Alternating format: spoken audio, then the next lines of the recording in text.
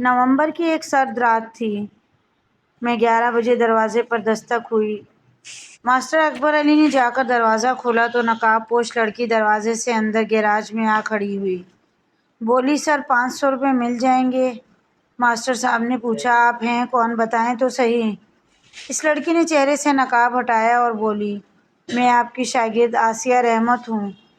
بچے صبح سے بھوکے ہیں، چھوٹا بچہ تو بھوک سے نڈال ہو چکا، رو رہا ہے کہ دودھ پینا ہے۔ ماسٹر صاحب نے اسے 1000 دینا چاہا مگر اس نے 500 روپیہ ہی لیا اور چلی گئی۔ اڈے پر جا کر 1 کلو دودھ لیا، ہوٹل سے دال کی 1 پلیٹ اور 10 روٹیاں لے کر گھر آ گئی۔ آسیہ رحمت ایک ایسی لڑکی تھی جو صبح، دوپہر اور شام میں سوٹ بدل بدل کر پہنا کرتی۔ سونے کا چمچ منہ میں لے کر پیدا ہوئی۔ باپ منڈی میں غلے کا تاجر تھا۔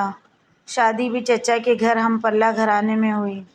10 سال گزر گئے مگر لاکھ کوششوں، تعویذ، دم دوائیوں کے بعد بھی اولاد نہ ہو سکی۔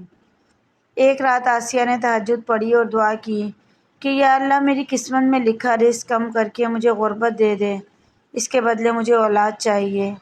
میں ہر صورت ماں بننا چاہتی ہوں، مجھے رزق اور مال و دولت کی حرص نہیں ہے۔ اگلی صبح خاوند کو دل کا دورہ پڑا اور دکان پر وفات ہو گئی۔ سارا کاروبار 3 بھائیوں نے سمیٹ کر بیوہ کو یہ کہہ دیا کہ وہ مقروض تھا۔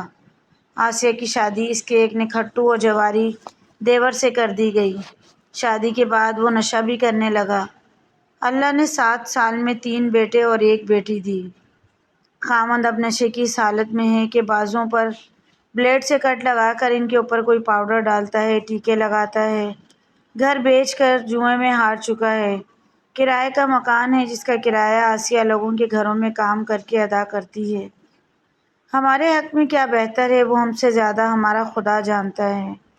جب ہم تقدیر کو بدل دینے کی دعا کرتے ہیں تو وہ دعا اگر قبول ہو جائے تو حالات آسیہ جیسے بھی ہو سکتے ہیں۔ ایک نعمت سے محرومی نہ جانے کتنی محرومیوں اور آزمائشوں سے ہمیں بچا رہی ہوتی ہے، اور ایک چیز کے حصول میں اپنا سب کچھ داؤ پر لگا کر خدا کے لکھے کو بدلنے کا اس سے ہی سوال کر رہے ہوتے ہیں۔ ایک اسپیشل بچے کی ماں چاہتی تھی کہ اس کا بچہ ٹھیک ہو جائے یا مر جائے۔ اس نے خدا سے یہ دن رات یہ دعا کرنا شروع کر دی۔ بچہ وفات پا گیا۔ خاوند نے دوسری شادی کر کے اسے طلاق دے دی کہ اس سے اگلا بچہ بھی معذور ہی ہوگا۔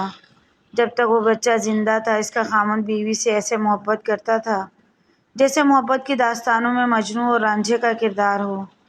جس بچے کو وہ آزمائش سمجھتی تھی اور اس نے ہی تو ایک بڑی آزمائش روک رکھی تھی۔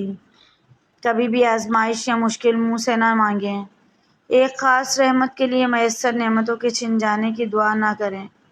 آپ وہ نہیں جانتے جسے وہ ذات جانتی ہے، جو یہ سب کچھ کنٹرول کر رہی ہے، اور اس کی قدرت کا ایک خاص نظام ہے جسے غور و فکر کرنے والے ہی بخوبی سمجھ سکتے ہیں۔